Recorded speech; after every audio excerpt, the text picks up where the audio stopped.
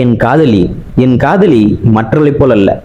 அலைபேசி அடித்து மணிக்கணக்கில் பேசியதில்லை. ஒண்ணுமில்லா விஷயத்திற்கு ஒரு நாள் முழுக்க சண்டை போட்டதில்லை.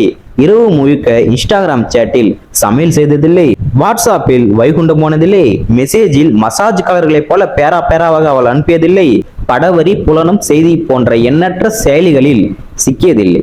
என் மொக்கை ஜோக்கிற்கு அவள் சிரித்ததில்லை. இதை வாங்கி கொடு, அதை வாங்கி கொடு என்று என் வங்கி கணக்கை வறட்சியாக்கியதில்லை. போனுக்கு ரீசார்ஜ் பண்ண சொன்னதில்லை. போனில் போட்டோ அனுப்பியதில்லை. வீடியோ கால், ஆடியோ கால் போன்ற தரிசனங்களை தந்ததில்லை. என் காதலி கால் பண்ணிட்டு திரும்ப நான் கால் பண்றப்போ கட் பண்ணி சில சமயம் சுவிட்ச் ஆஃப் பண்ணி என்னை சித்திரவதை செய்ததில்லை. நித்திரையை அவளை நினைத்து தொலைத்ததை அவளுக்கு புரிந்ததில்லை.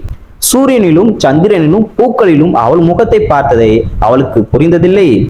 இரவெது பகலெது என்று மறந்து முயப்பிதுங்கி நின்றதை அவள் உணர்ந்ததில்லை. நண்பனின் பெயர் மறந்து அவள் பெயரை வைத்து அழைத்ததை அவள் அறிந்ததில்லை.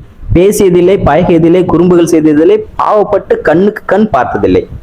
அவ்வளவு ஏன், என் காதலி என் காதலை ஏற்கவும் இல்லை. மகிழ்ச்சி, விக்னேஷ்.